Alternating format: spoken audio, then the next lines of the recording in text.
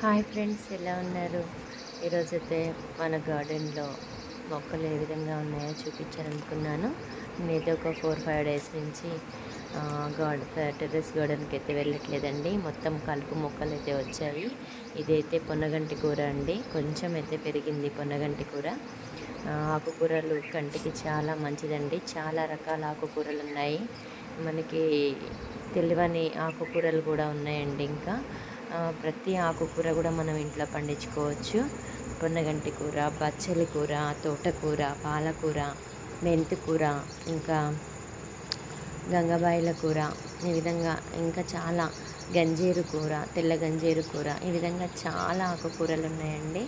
మనం ప్రతి ఒక్క ఆకుకూరను కూడా మనం ఇంట్లో పండించుకోవచ్చు. అవి హ్యాపీగా పెరుగుతాయి. వాటికి ఏమీ పెట్టాల్సిన అవసరం లేదండి. కొంచెం వాటర్ వేస్తే చాలా అవి మంచిగా పెరుగుతాయి.